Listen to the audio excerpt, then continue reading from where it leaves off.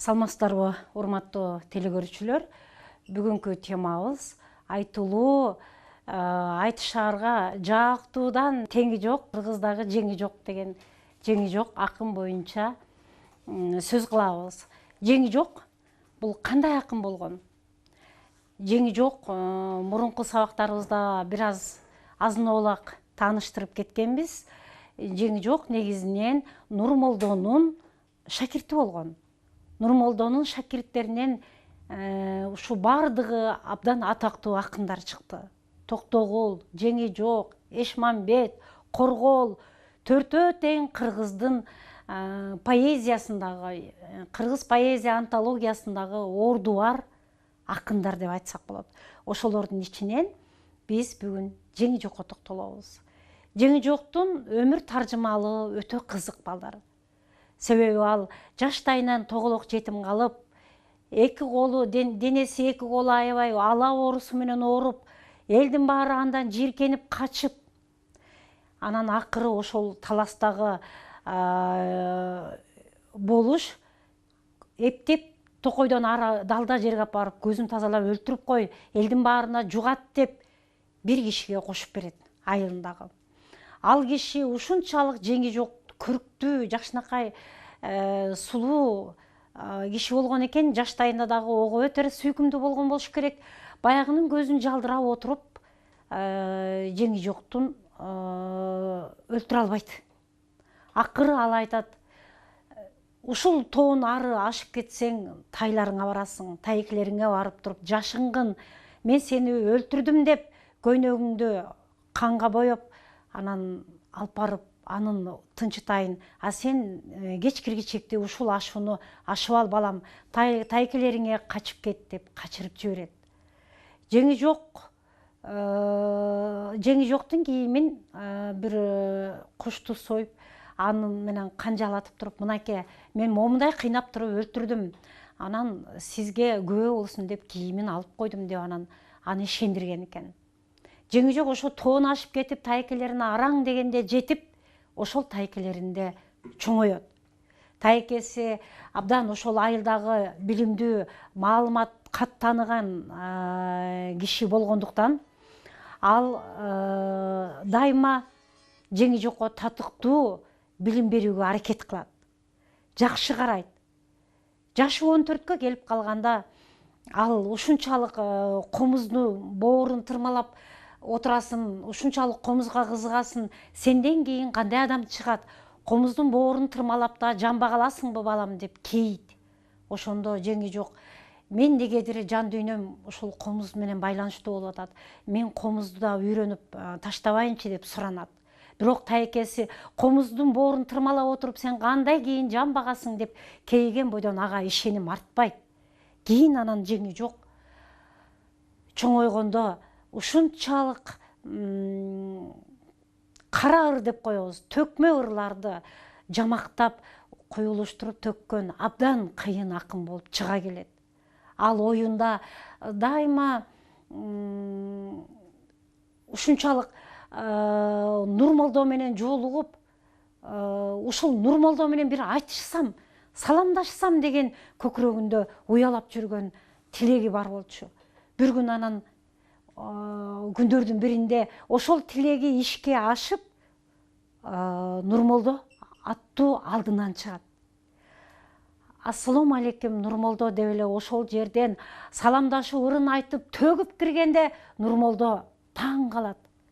Ушунчалык таң калып: ай бул кайсы акын жеңи жок деген экен. Ошондон баштап анын өтө аты өчүп, жеңи жок аталып кетет. Көрсө колундагы экзема абдан ала оорусу экземага айланып, абдан ылжырап, жеңинин баары жабышып, кол кыймылда болгондуктан, ушунчалык азап жедиргендиктен ал жеңин кыркып коюп жеңи жок жүрчү экен. Ошо жараттары кургап айыксын үчүн. Ошон үчүн Нурмолдо аны тааныбай, бул кайдагы бейтаныш неме деп таң калып, анан анын акындыгын көрүп, анан бул кайдагы жеңи жок акын деген экен. Ошондон баштап жеңи жок аталып, лакап аты өзүнүн ысымына айланып кетет. Жеңи жок аты биротоло Жеңи жоктун өмүрүнүн аягына чейин өзүнө кызмат кылып калат.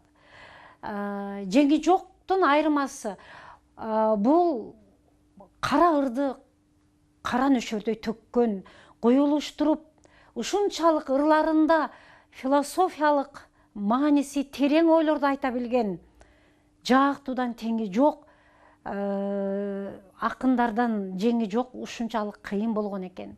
Анан мен кичи кезимде айылдагы апалар кошкондо ырлары мен кулагымда калды эле. Көрсө кийин мен адабиятка аралашканда мына ошол ырлар жеңи жоктун ырлары экен. Көрсө элге ушунчалык сиңип, ушул жоктогон ырлар же болбосо кошок мотивиндеги ырлар аябай элге аралашып сиңип кеткен экен.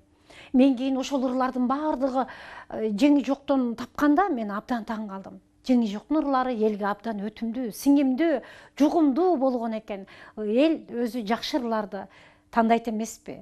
Жүрөктөн чыккан ырлар жүрөккө жетет эмеспи?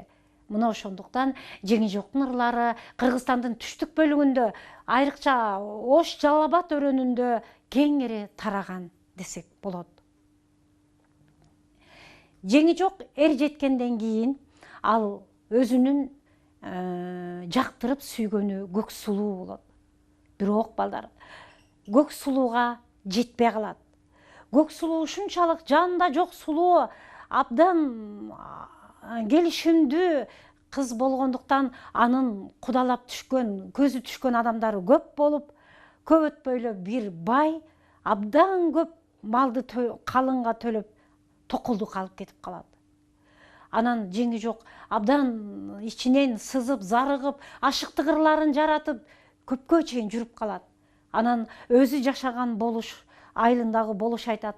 Ал кезде ар бир болуш акындарды жанына алып баккан балдар. Акындардын бүтүндөй камсыз кылууга милдеттүү болгон. Ошон үчүн акындардын рызкысы элден деп айтылган. Мына ошондо болуш айтат: жеңи жок, сен эмне үчүн үйлөнбөйсүң? Жашың өтүп баратат дегенде, мен бир гана көк сулууну жактырдым. Көк сулуудан башканы албайм дегенмин. Көк сулууну ушинтип баланча бий тартып алып кетип калды. Мен колумда жок. Көк сулууга калың бере албай, күйүттө кала бердим. Бирок көк сулууга антташкан сөзүм үчүн акыры бир күн барып артыңан ажыратып алармын деп ыр жаздым, сөз бердим. Мен ушул сөзүмө турам. Кайсы бир күнү барып артынан ажыратып ала турган күн да келер деп өзүнө өзү каниет кылып айтат. Ошондо болуш ар ойлонуп, бер ойлонуп, ошол көк сулууну алып кеткен байга барат. Ушундай менин көзгө басар акыным ушинтип такыр үйлөнбөй жүрөт. Сурасам, көк сулуусун токолдукка тартып алыптырсыз. Эми өзүбүздүн акын, өзүбүздүн аксынын кулуну болгондон кийин жардам кылыңыз, көк сулуусун кайра кайтарыңыз. Канча десеңиз мен кайра ошол кеткен чыгымыңызды калың катары кайра төлөп берем дейт. Ошондо биздин Кыргыздагы ошол кездеги мындай феодалдык көз караш балдар оозуна толтуруп жылкыны уйду айта берген. Анан ошол болуштун эстүүлүгү, жеңи жокко кылган жардамы ушул болгон экен. Анан моунча жылкы, моунча уй деп коет. Макул дейт дагы. Жеңи жокко айтып, мен сага ушунча малды төгүп, кайра көк сулууңду ажыратып берейин дейт. Жеңи жок абдан сүйүнүп, өзүнүн болушунун ушунчалык мээримдүү, ушунчалык кайрымдуу экендигине таң калып анан кийин ыраазы болот. Анан ээрчитип алып, ошол малдын баарын алдыга салып алып, байдын үйүнө барышат. Анан байдын байбичеси ушунчалык Кыргыздын ырым-жырымын колдонгон кыйын, нарктуу байбиче экен. Эгерде биз азыр көк сулууну боз үйдүн эшигин кенен ачып туруп, эшиктен чыгарып жиберсек, көк сулуу менен кошо байдын бүтүндөй ырыскы дөөлөтү ээрчип кетип калат деп ырымдап, көйнөгүнүн этегине, кош кат этегине эзели согончогу канабай калсын деп көк жиптен тепчип, аны көк сулуу оюна албайт, кеткенине кубанат, ушул чалдан кутулганына кубанат, өзүнүн антташкан жигити жеңи жокко барарына кубанат дагы, ал көк жипти эмнеге тигип атканын, ырымдап атканын такыр этибарга албайт. Көк жипти тепчип ошентип эзели согунчоң канабай калсын деп туруп, анан кайра ошол тепчиген көйнөктү кийгизип, анан боз үйдүн оозунан эмес, капшытын көтөрүп капшыттан ырымдап чыгарган экен. Мына ошол ырымды, ушул немени мындача айтканда каргышты деп коет. Каргышты баягы эзели төрөбөй кал дегени эми бул каргышка тете сөз да. Мына ошол каргышы кара башына тийип, эзели көк сулуу төрөбөй калат. Кийин байкаса көйнөгүнөн учукталган көк чип чыгат. Ал көк чипти такыр эзели өзү тиккен эмес. Анан кийин бул жөн жип эмес экендигин, ырымдап тиккенин кийин билет дагы, бирок баары кеч болуп калат. Ал экөө ушунчалык эки жакшы кошулса бир кем дүйнө дегендей, кыргыздын философиялык макалдарындай экөө арзышкан ушунчалык жакшы үй бүлө болот, бирок балдар бала көрбөй калат. Аябай өксүйт, аябай кыйналат, окшотуп үйдү кармадың, көңүлүң толкуп, бир бала сүйбөдүң, кантейин деген ырларды абдан жаратат, жеңи жок. Анан ошондо ошол күндөрдүн биринде ал Арыстанбекке барат. Арыстанбектин атагы абдан чыгып аткан болот. Арыстанбекке барып жолукса, Арыстанбек боз үйдө, анда Ысык көлдөн көчө элек экен нарынга. Боз үйдө чыканактап, хан жатыш кылып чыканактап жаткан экен. Салам айтып киргенде Арыстанбек алик албай коет. Ал жайын сурабай коет, кел тур кылбай коет. Анан мына ошондо ал кайра олтуруп эшикке этегин күүп, эшикке кетип баратып сүйлөнөт. Арыстанбек эле дейт. Арыстанбеги эл тоготпогон бир жоон моюн неме экен, кел тур кылбагандан кийин эмне кылам, чыгып кете берейин деп анан күңгүрөнүп чыгып баратканда Арыстанбек токто деп туруп анан токтотот. Олтур мындай, мен эмес, менин желкемдеги периштелерим айтып жатат дейт. Себеби Арыстанбек олия киши болгон. Желкемдеги периштелерим бул көк сулууну алам деп каргышка калып калыптыр. Эзели көңүлү толкуп бала сүйбөптүр.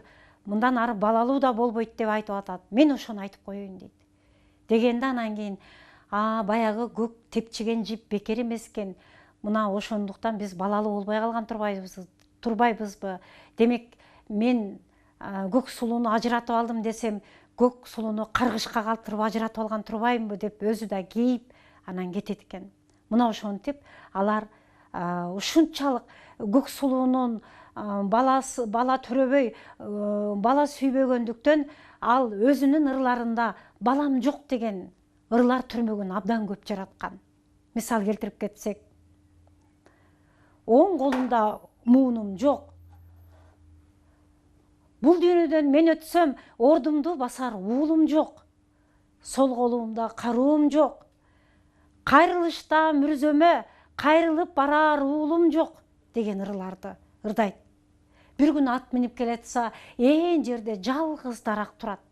Ал даракка атын байлап, бир аз көлкөлөп, саябанында көлкөлөп өтөйүн деп отуруп калып, ошол даракты карап дагы аябай ыйлайт. Бул чөлкөмдө сен жалгыз, мен да сендей жалгызмын. Сен жалгызсырап ээн жерде турсаң, мен да бул дүйнөдө жалгыз болуп турамын.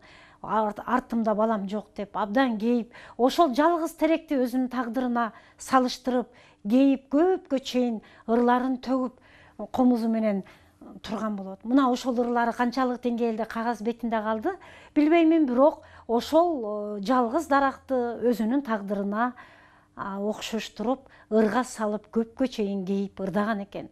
Ырга салып төккөн экен. Мына ошондуктан биз жеңи жоктун тагдырын абдан кейиштүү өткөн тагдыр дейбиз. Бирок ал өлөр өлгүчөктө сен төрөбөдүң, сен мени кубаш атактырдың, сен мага бала сүйдүртпөдүң деп бир дагы көк сулууну кектеген жок, бир дагы ага мындай неме акарат сөз келтирген жок. Өмүр бою экөө кыз жигиттей ынак сүйүшүп өттү дейт. бир акындардын жолугушуусунда дагы акындар өздөрүнчө калып, аябай санжырага түшүп, аябай бир айтыштарга түшүп неме кылганда дагы дейт, жеңи жок дейт. Тиги байбичесин алып барып, жаңы үйлөнгөн кыз жигиттей болуп жатып алышар эле дейт. Алар конокто жүрсө дагы, башка жерде жүрсө дагы кыз жигиттей бири-бирин сыйлашып алып жүрчү дейт. Көк сулууну айылга калтырбай, өзү менен коштоп алып жүрчү деп айтат. Баягы тайкеси комуздун боорун тырмайсың, кантип оокат кыласың деген сөздөрүнүн баары тегин болгон жок, жеңи жок дегеле Кыргызстандын түштүк акындарынын арасында эң бир орду бар, поэтикалык жан дүйнөсү абдан көркөм, өтө залкар акын болду десек болот. Мына ошентип бул дүйнөдөн баласыз өттү, өкө тең. Булардын өксүгөнү бир кем дүйнө дегендей ошентип бала сүйбөй өтүштү. Бирок кыргыз поэзиясынын антологиясында абдан чоң ысым менен анын ырлары катталды. Жеңи жоктун ырларын, жеңи жоктун артында балам жок деп, артынан эскерер киши жок болбосун деп, биздин айтылуу коомдук ишмер Бекмамат Осмонов юбилейин өткөрүп берди. Бул улуу адамдар гана таанып билет деген менен барабар, балдар. Эгерде жеңи жок улуу болбосо, ушундай белгилүү коомдук ишмер Бекмамат Осмонов анын артынан ушундай юбилейин өткөрүп, эл чакырып, кадимкидей кайрадан ашын өткөрүп бере беле. Буну дайыма кыргыздар бийик адамды, улуу адамдарды улуулар гана тааный билет деген сөз мына ошондон келип чыккан. Мына ошол мааракесинде Бекмамат Осмонов өзү чыгарган жаңы китептеринен ушул балам жок деген ырларын ушунчалык көркөм окуп, элдин арасында айтып турду. Кайрадан жеңи жоктун бүтүндөй өмүр дөөлөттөрү айтылып турду. Урматтуу теле көрүүчүлөр, бүгүнкү сабагыбыздан айтылуу акын жеңи жок менен тааныштыңыздар. Жеңи жоктун өмүр таржымалы, жеңи жоктун кыргыз поэзия антологиясында алган орду жана жеңи жоктун философиялык ырлары менен тааныштыңыздар.